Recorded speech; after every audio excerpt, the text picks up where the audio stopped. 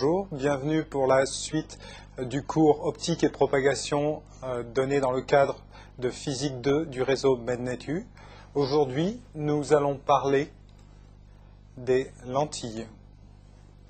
Cette leçon sera organisée de la façon suivante. Nous traiterons dans un premier temps de la réfraction d'un rayon par un dioptre. Puis, nous verrons les conditions de Gauss et leurs conséquences sur les relations de conjugaison du dioptre, pour finalement traiter le cas du passage d'un rayon à travers plusieurs dioptres, à travers la méthode du tracé de rayon. Nous continuerons en présentant les divers types de lentilles. Nous verrons comment on peut calculer la distance focale d'une lentille et nous en profiterons aussi pour positionner les plans principaux d'une lentille. Finalement, nous verrons comment on peut combiner plusieurs lentilles pour faire un système optique. Alors, commençons tout d'abord par traiter le cas de la réfraction d'un rayon à travers un dioptre. Avant de commencer, comme nous l'avons vu précédemment dans la première leçon, nous avons besoin de conventions pour pouvoir fixer correctement le problème. La première convention est la suivante. Le rayon de courbure d'un dioptre est positif si son centre est situé à droite du dioptre. Bien sûr, si le centre est situé à gauche, le rayon de courbure sera négatif. Deuxième convention, les distances situées à droite du dioptre sont positives. A contrario, celles situées à gauche seront négatives. Troisième convention, les angles d'incidence sont positifs s'ils sont ramenés sur la normale dans le sens horaire. Bien sûr, ils seront négatifs s'ils sont ramenés sur la normale dans le sens anti-horaire. La quatrième convention concerne non plus les angles d'incidence, mais les angles azimutaux. Ceux-ci seront considérés comme positifs s'ils sont ramenés sur l'axe optique dans le sens horaire et comme négatifs s'ils sont ramenés sur l'axe optique dans le sens anti-horaire. Et finalement, la dernière convention que nous allons utiliser, c'est que dans nos systèmes, la lumière se propage de la gauche vers la droite. Donc, en utilisant ces conventions, comment construire un rayon? Sur ce schéma, nous avons ici représenté le dioptre, dont le centre de courbure est situé ici au point C. Son rayon de courbure vaut R. Ici, on voit que le rayon de courbure est positif puisque le centre de courbure est situé à droite du dioptre. Un rayon est incident sur le dioptre en faisant un angle I par rapport à la normale. Si on prolonge ce rayon, on s'aperçoit que ce rayon fait un angle azimutal U avec l'axe optique. L'angle U, et dans ce cas-là, le rayon doit être ramené dans le sens anti-horaire pour arriver vers l'axe optique. Donc, dans ce cas-là, le rayon U, l'angle U, est négatif. Comme nous l'avons vu précédemment, le dioptre définit la séparation entre un milieu d'indice N et un milieu d'indice N'. De façon générale, nous utiliserons les mêmes conventions que celles que nous avons vues précédemment pour les systèmes optiques idéaux, c'est-à-dire que toutes les données relatives au rayon avant le dioptre seront référencées par des lettres naturelles. Celles relatives au rayon après le dioptre seront identifiées par les mêmes lettres, mais auxquelles on aura ajouté un prime. Donc, sur mon rayon incident, quels sont les paramètres qui sont connus? Les paramètres qui sont connus sont le rayon R de la courbure du dioptre, l'angle azimutal U que fait le rayon avec l'axe optique, et finalement la distance L nécessaire au rayon pour venir couper l'axe optique s'il n'est pas dévié par le dioptre. Alors, le but est de déterminer les rayons, le trajet du rayon transmis par le dioptre et ainsi pouvoir positionner le rayon et donc déterminer ses paramètres L', U' et R'. Pour ce faire, on va commencer par ici tracer la droite CA, le point A étant situé de telle façon que le triangle CAP et les triangles CAQ soient des triangles rectangles. En utilisant justement ce triangle, on peut relier CA à l'angle U et à la distance L par la formule suivante, CA égale R moins L sinus U. De même, si on utilise cette fois-ci le triangle CAQ, on peut déterminer que sinus I vaut CA sur R, et à travers la loi de Snell-Descartes, on peut en déduire aussi sinus I', ce qui permet de tracer le rayon transmis. Le rayon transmis coupe l'axe optique en P', et nous allons donc chercher à déterminer les paramètres caractéristiques de ce rayon, qui sont L' et ici l'angle qu'il fait avec l'axe optique qu'on appelle U'. Donc, nous avons de nouveau ici le rayon transmis qui fait un axe U' et un rayon I' avec la normale, et ici un angle azimutal U' avec l'axe optique. Pour déterminer les paramètres de ce rayon, nous avons de nouveau tracé un point de construction ici A', comme précédemment, de façon à ce que les triangles CA', P' et CA', soit des triangles rectangles. En utilisant ce dernier triangle, on obtient la relation suivante qui relie CA' à l'angle I'. Et en utilisant le rectangle CA', on arrive à relier CA', cette fois-ci, à sinus U'. Donc nous avons relié L', sinus U', à sinus I', qui est lui-même relié à I. À partir de là, nous arrivons à déterminer L' en fonction de CA' et sinus U'. Donc, il n'y a plus que deux inconnus à résoudre, qui sont sinus U' et L', car CA' est connu puisque sinus I' est connu. Pour pouvoir lever les deux inconnus que sont U' et L', il faut trouver une relation supplémentaire. Pour ce faire, on va utiliser ici le triangle QCP. On sait que la somme des angles du triangle fait pi, mais on peut aussi utiliser le triangle QCP', et on aura aussi la somme de ces angles qui vaudra pi. Dans ce cas, on peut déterminer assez aisément une relation entre U', I', I et U. Nous avons donc une relation supplémentaire qui nous permet, cette fois-ci, de déterminer de façon sûre U' et L'. Néanmoins, quand on regarde les relations que nous venons de dériver, on s'aperçoit que ces relations sont extrêmement compliquées et pas très agréables d'utilisation. Or, en fait, on s'aperçoit que leur difficulté d'utilisation est essentiellement due au fait qu'elles ne sont pas linéaires et qu'elles utilisent beaucoup de fonctions trigonométriques de type sinus. Pour résoudre ce problème, on va se mettre dans des conditions de travail qui sont des conditions définies telles qu'on les appelle les conditions de Gauss. Les conditions de Gauss sont les suivantes. C'est assez facile à comprendre. Si les rayons qui arrivent sur le dioptre arrivent dans une zone relativement proche de l'axe optique, on appelle cette zone la zone paraxiale.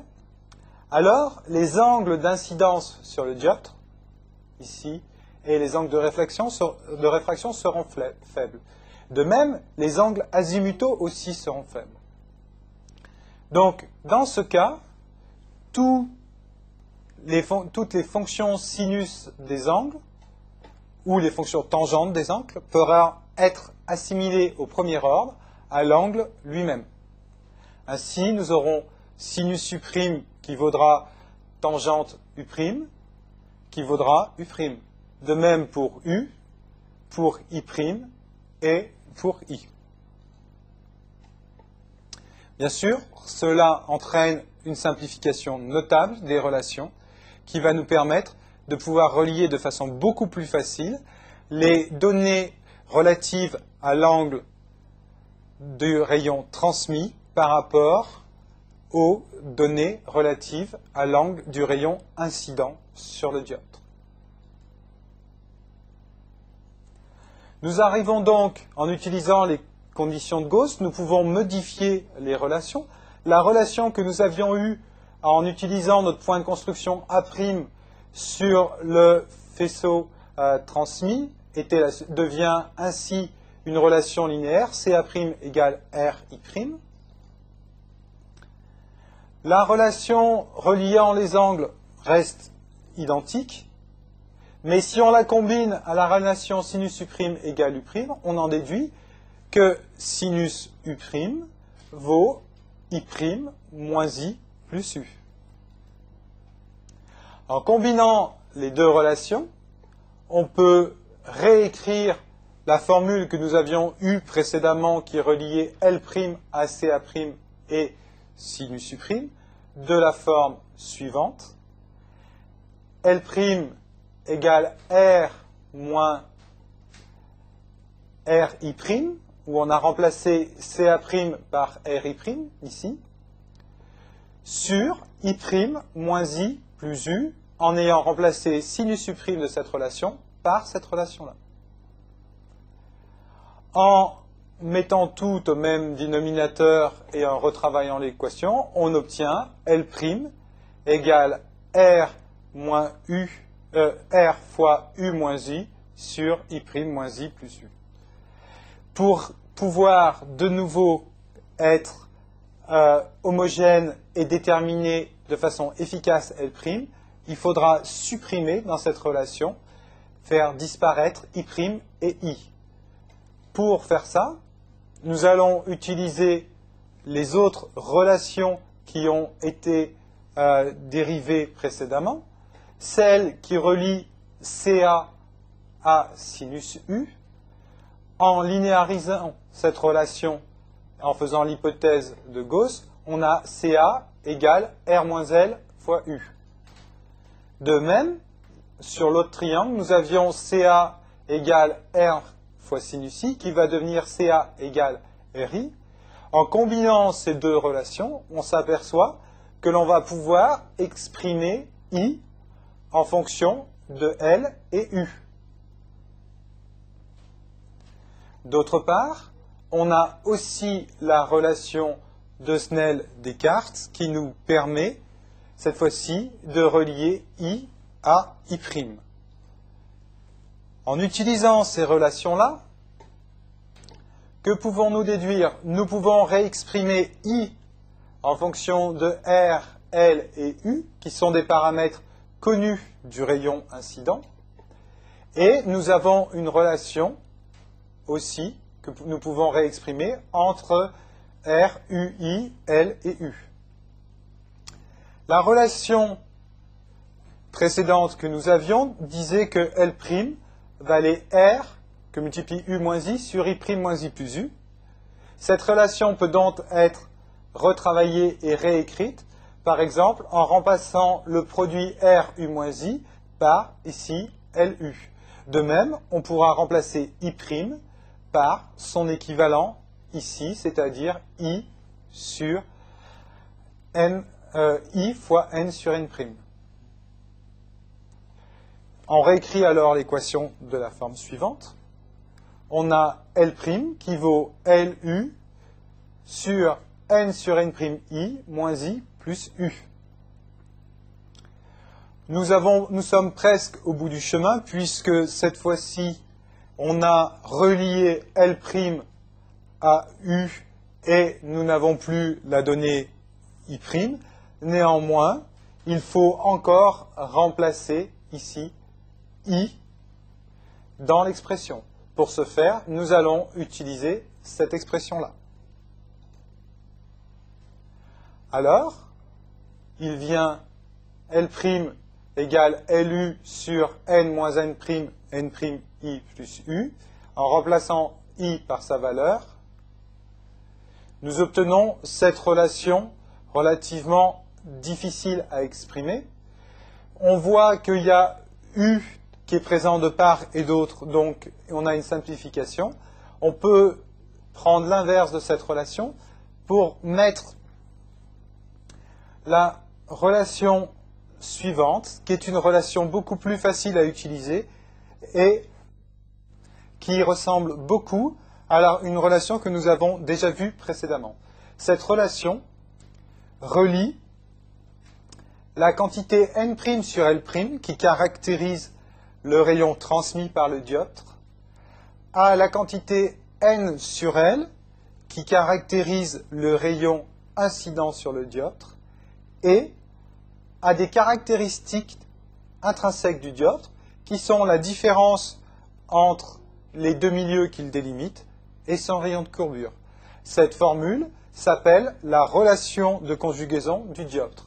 Sur sa forme, elle est très similaire à celle que nous avions obtenue précédemment pour la relation de conjugaison d'un système optique idéal, où nous avions 1 sur S' qui était égal à 1 sur F plus 1 sur S. Leur forme est exactement les mêmes, la différence d'indice entre les dioptres et le rayon de courbure jouant ici le rôle de la distance focale. Alors, que se passe-t-il si le rayon doit traverser plusieurs dioptres en cascade? En fait, pour décrire ça, on utilise une méthode tout simplement dite du tracé de rayon, qui est basée sur les relations de conjugaison, et qui permet de façon assez simple de déterminer la trajectoire d'un rayon à travers plusieurs dioptres. Alors pour ce faire, on définit une hauteur de travail Y, qui est la hauteur à laquelle le rayon est incident sur le dioptre. Par construction, L vaudra donc moins Y sur U. Puisque si on prolonge le rayon incident, il vient couper l'axe optique en L en formant l'axe azimutal U. Mais si on s'intéresse cette fois-ci au rayon transmis, on voit de même que la distance L', située ici, vaut toujours moins Y', moins Y, qui est la même chose, sur U'. Si on remplace ces valeurs dans la relation de conjugaison que nous venons de trouver,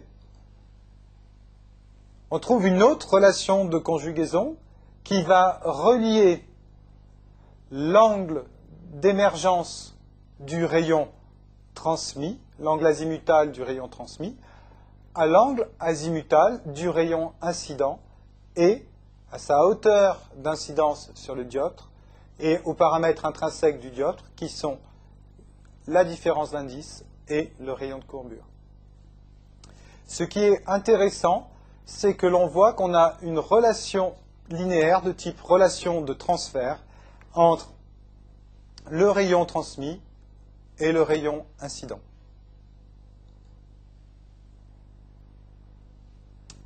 Maintenant, une fois que l'on connaît l'angle d'émergence du rayon après un dioptre, il est intéressant de pouvoir savoir comment nous relier cet angle émergent au dioptre suivant.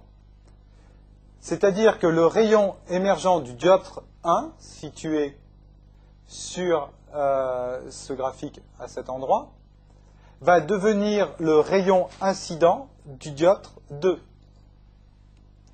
Donc, de fait, on aura U'1, qui est l'angle azimutal du rayon 1, qui sera de fait l'angle azimutal U2 du rayon incident sur le dioptre 2. Comme de plus le milieu ici a le même indice, et ce milieu est le milieu de sortie du dioptre 1 et le milieu d'entrée du dioptre 2, on peut aussi écrire que N'U1' vaut N2U2. Pour trouver la hauteur d'incidence sur le dioptre 2, une simple relation géométrique permet de la dériver. Elle vaut tout simplement Y2 vaut tout simplement Y1 plus TU'1. Le signe plus ici peut choquer, mais je vous rappelle que d'après nos conventions, l'angle U'1 est négatif. Donc si on regarde la distance, ici on a bien de façon correcte Y2 qui est plus petit que Y1. Cette relation de transfert peut s'exprimer de façon un peu plus détaillée en remplaçant U'1 par N'1 une' sur N'1, ce qui ne change rien au calcul, mais qui permet d'introduire la valeur N' une', qui est tout simplement la valeur qui a été calculée à partir de la relation de conjugaison du dioptre. Ainsi, on voit qu'à travers ces deux relations, celle que nous avons vue précédemment qui permet de relier l'angle d'incidence à l'angle d'émergence sur un dioptre et cette relation de transfert entre deux dioptres, on peut propager aisément un rayon à travers une très grande quantité de dioptres et connaître sa trajectoire de façon précise. Alors, quand on met des dioptres ensemble, il arrive quelquefois que l'on crée des objets, et l'objet optique élémentaire que l'on retrouve souvent est constitué tout simplement de deux dioptres, et il s'agit de la lentille. Voici ce qu'est une lentille. Par définition, une lentille, c'est la combinaison de deux dioptres. C'est l'élément de base de la majorité des systèmes optiques. Donc, je vous ai représenté ici une lentille particulière. Vous avez ici le premier dioptre qui délimite la différence entre la zone d'indice N1 ici et la zone d'indice N2. Puis, vous avez ici un second dioptre dont le rayon de courbure est différent du premier dans ce cas-là, qui délimite de nouveau le passage d'une zone d'indice ici N2 à une zone d'indice N2'. Si le système est placé dans l'air, comme c'est souvent le cas, le milieu N2' aura le même indice que le milieu N1 et on aura N2' qui vaudra N1. Bien. Voyons maintenant quels sont les différents types de lentilles que l'on peut avoir. Par exemple, dans le cas des lentilles convergentes, qui sont donc des systèmes optiques à distance focale positive, le premier cas de lentille est le cas où les deux dioptres ont des rayons de courbure qui ont la même valeur absolue, mais qui sont de signes différents. On appelle ces lentilles des lentilles équiconvexes. Le deuxième cas est le cas où les rayons de courbure sont non seulement de signes différents, mais aussi de valeurs différentes. Dans ce cas-là, nous aurons des lentilles biconvexes.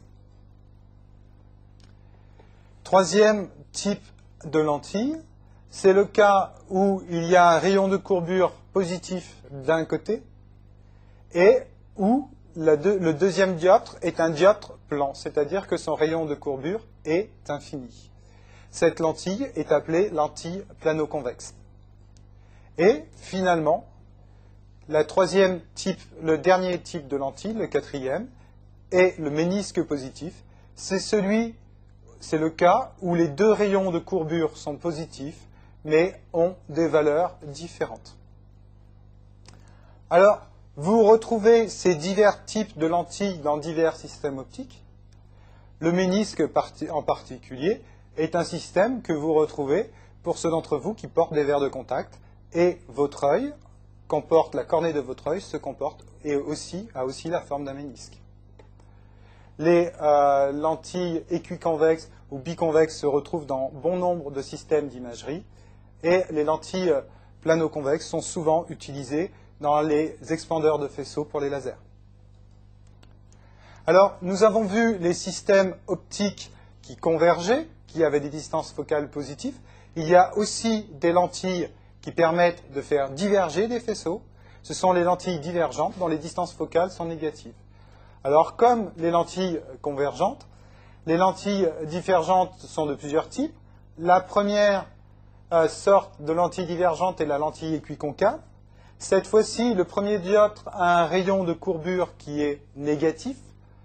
Le deuxième dioptre a un rayon de courbure identique, mais de signe opposé. Comme dans le cas des lentilles biconvexes, nous avons la lentille biconcave. Dans ce cas-là, non seulement les rayons de courbure sont de signe opposé, mais ils sont en plus de valeurs différentes. On remarque que le rayon de courbure du premier dioptre reste négatif, bien sûr. Dernière lentille divergente, avant-dernière lentille divergente, nous avons la lentille plano-concave, qui est constituée d'un dioptre négatif pour le dioptre d'entrée et d'un dioptre plan pour le dioptre de sortie. Finalement, le ménisque négatif clôt cette série de lentilles divergentes. Il s'agit de deux dioptres qui sont tous les deux de rayons de courbure négatifs, mais dont la valeur est différente. Bien, toutes ces lentilles sont extrêmement intéressantes, mais si nous voulons les rattacher à ce que nous avons vu précédemment sur les systèmes optiques idéaux, et en particulier sur leur relation de conjugaison et sur le grandissement des systèmes optiques, il nous faut pouvoir déterminer leur distance focale et leurs plans principaux. Donc, ce qui nous intéresse, c'est de déterminer la distance focale de la lentille et ce qu'on en appelle aussi la distance focale arrière de cette dernière, c'est-à-dire la distance, si la distance focale de la lentille est la distance entre le point focal et le plan principal de la lentille, la distance focale arrière de la lentille sera, elle, la distance entre le point focal et la face de sortie de la lentille. Donc, si on utilise ce schéma, le rayon arrive de l'infini, donc avec un angle azimutal nul, à une hauteur y1 sur le premier dioptre de la lentille,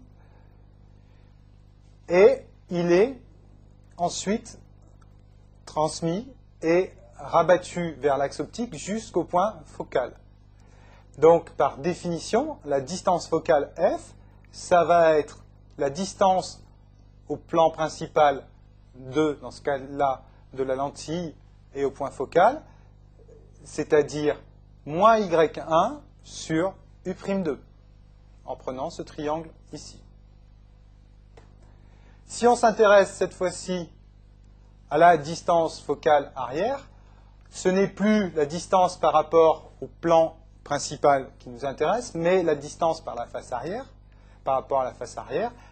Cette distance ici est donnée par le rapport entre la hauteur ici sur le deuxième dioptre, qui est noté y2, et l'angle U'2, l'angle azimutal. Nous avons donc une distance focale arrière qui vaut moins y2 sur U'2. Comment allons-nous donc pouvoir déterminer la position des plans principaux et du point principal connaissant ces deux distances focales? Eh bien, c'est simple.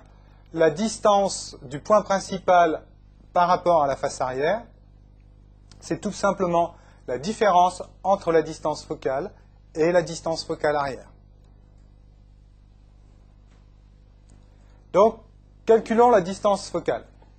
Pour calculer la distance focale, nous reprenons ici le rayon qui arrive en faisant un angle nul par rapport à l'axe optique, donc qui vient de l'infini. Nous savons que ce rayon va être réfracté par le premier dioptre, et nous pouvons calculer son rayon, son angle d'émergence en utilisant la formule de conjugaison du dioptre que nous avons déterminée précédemment, c'est-à-dire N'U'1 qui va valoir N1 U1 moins N'1 moins N1 Y1 sur R1. Dans notre cas, U1 est nul, donc on se retrouve tout simplement avec le deuxième terme qui est N moins 1 Y1 sur R1, car nous avons supposé que la lentille est dans l'air, donc que N1 vaut 1. On translate ensuite le rayon du premier dioptre vers le deuxième dioptre à travers la distance T en utilisant la relation de conjugaison que nous avons vue, la relation de transfert, excusez-moi, que nous avons vue précédemment.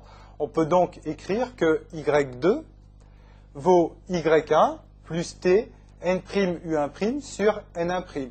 En remplaçant N'U1' par son expression ici, nous obtenons que Y2 vaut Y1 facteur de 1 moins T sur R1, N-1 sur N. Finalement, pour pouvoir déterminer la distance focale, nous devons déterminer ici l'angle U'2. Nous savons que N2 U'2 vaut U'2 car N2' ici c'est l'air, donc ça vaut 1. Et nous savons, d'après la relation de conjugaison, que ça vaut N2 U2 moins N2' moins N2 sur Y2 fois Y2 sur R2. En remplaçant toutes ces variables par leur expression, il vient la formule suivante, où il n'apparaissent plus que Y1 et les rayons de courbure des dioptres, l'indice de réfraction du milieu qui constitue la lentille et l'épaisseur de la lentille. On peut donc déterminer la distance focale. 1 sur F, c'est moins U'2 sur Y1, et c'est N-1 que va multiplier l'inverse du premier rayon de courbure moins l'inverse du deuxième rayon de courbure, plus un facteur qui dépend de l'épaisseur de la lentille. On remarque de façon assez implicite qu'on retrouve un résultat physique élémentaire. Si n vaut 1, c'est-à-dire si ici le milieu de la lentille est de l'air, nous n'avons plus de dioptre, donc la distance focale devient infinie et le rayon n'est pas dévié. Connaissant la distance focale de la lentille et on pourrait déterminer de la même façon la distance focale arrière de cette dernière et ainsi déterminer les plans principaux. Ce qui nous permet d'arriver sur les relations de conjugaison de la lentille qui permettent, comme on le montre ce schéma, de relier les paramètres d'un point objet, c'est-à-dire la distance par rapport au plan principal S et l'angle azimutal U, aux paramètres d'un point image, c'est-à-dire la distance par rapport au plan principal de S' et l'angle azimutal U'. On a par construction que U vaut moins Y sur S et que U' vaut moins Y sur S'. Si on utilise la relation de conjugaison d'un système optique idéal, que nous avons vu lors de la première leçon, et que l'on remplace l'expression de S et de S' par leur valeur ici, nous obtenons la relation suivante que l'on peut réécrire sous la forme U' égale U moins Y sur F. Vous noterez au passage que cette relation est très similaire à celle qui a été obtenue avec un simple dioptre. Dans le cas du simple dioptre, nous avions N'U' qui était égal à Nu moins N' moins N sur R. On retrouve à peu près une similitude de formalisme entre les relations de conjugaison que nous obtenons pour des dioptres simples et celles que nous pouvons obtenir pour des systèmes plus complexes. Bien sûr, si on connaît la relation de transfert d'une lentille, on peut aussi, après, combiner plusieurs lentilles entre elles, pour peu que l'on sache comment le rayon se propage entre deux lentilles.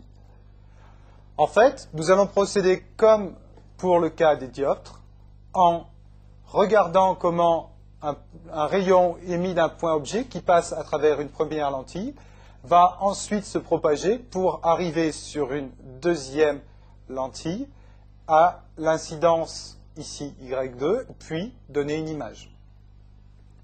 Le paramètre essentiel dans ce cas-là est la distance D entre les deux lentilles. Bien sûr, comme le milieu d'émergence du rayon traité par la lentille 1 est identique et le même que le milieu d'incidence du rayon pour la lentille 2, nous avons U'1 qui vaut U2. On peut donc déduire la hauteur ici du rayon Y2, connaissant la hauteur du rayon en Y1. Tout simplement, Y2 vaut Y1 plus D fois l'angle ici U'1. On peut donc, en utilisant la relation de conjugaison d'une lentille plus la relation de transfert, propager un rayon issu d'un objet jusqu'au bout du système pour trouver l'image. Alors, on peut résumer les relations de transfert, qu'elles concernent les dioptres ou les lentilles, car elles sont à peu près de forme identique. Par exemple, en ce qui concerne les relations de conjugaison.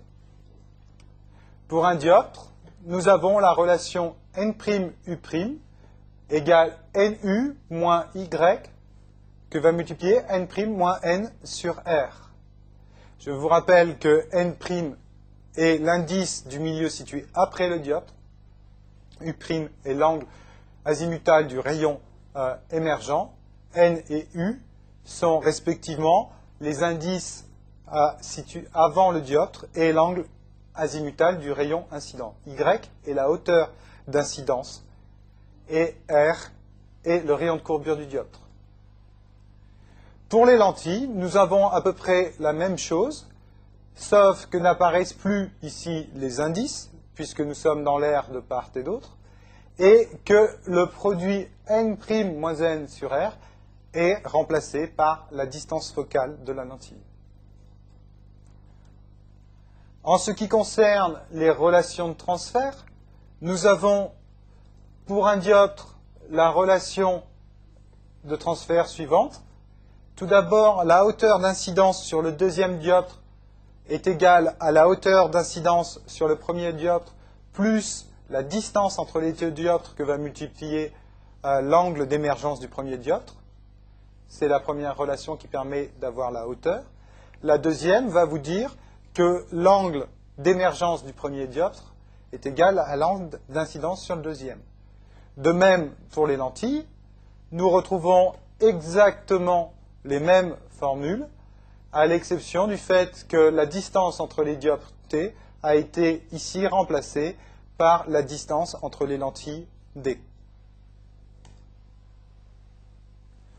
En conclusion, nous rappellerons que nous avons vu dans cette leçon que deux dioptres constituent une lentille, qu'on peut déterminer les paramètres d'une lentille grâce aux relations de conjugaison et de transfert des dioptres,